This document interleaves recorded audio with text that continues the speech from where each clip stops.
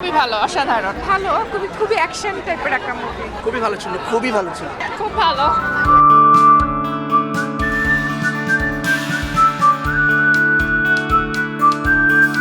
গেল ঈদে প্রেক্ষাগৃহে এসেছে ৬টি সিনেমা। মুক্তিপ্রাপ্ত সিনেমাগুলোর মধ্যে বরবাদ, দাগি এবং জঙ্গলি তৃতীয় সপ্তাহেও দাপিয়ে বেড়াচ্ছে। তবে সিঙ্গেল স্ক্রিন থেকে মাল্টিপ্লেক্স সব জায়গায় রাজত্ব এখন বরবাদের।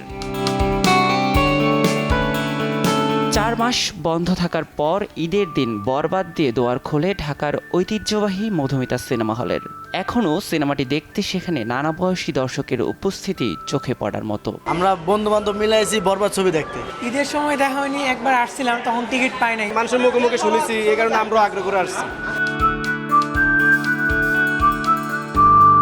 কেউ এসেছেন পরিবার নিয়ে, কেউ বা সঙ্গী করেছেন বন্ধুদের। তাদের অনেকেই সিনেমাটি একাধিকবার দেখলেও পুনরায় প্রেক্ষাগৃহে আসছেন। আরো একবার দেখেছি, এখন মানে এত সুন্দর ছবি, মানে আরো 2-3 বার দেখলেও মন ভরবে না। আমার হাজবেন্ড হচ্ছে এর আগে দেখে গেছে, সে দেখে যাওয়ার পর তো খুব এক্সাইটেড যে আমাকে নিয়ে দেখবে। ঢাকার শ্যামলী সিনেমা হলেও বরবাদের জয় জয়কার। দুপুরের শোতে দর্শকের উপস্থিতি কিছুটা কম মনে হলেও দিনের 4টি শোয়ের প্রায় সবকটি হাউসফুল। কাঙ্ক্ষিত টিকিট 4টা পাইলাম। আমরা ফ্রেন্ড সার্কেল ছোট ভাই মিলে আসছি দেখার জন্য। জব করে তো ব্যস্ততার কারণে আসতে পারি না, তো আজকে প্রথম বরবাদ দেখতে আসছি।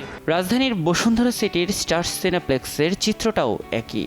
বরবাদ, দাগি এবং জঙ্গলি দেখতে ভিড় করছেন সিনেপ্রেমীরা। জাস্ট আসতে রয়েছে, আসতে হয়েছে, অনেক ভালো হয়েছে। ভালোবাসার জন্য যেমন সবাইকে শেষ করে দেওয়া যায়, আবার নিজেও শেষ হওয়া যায়।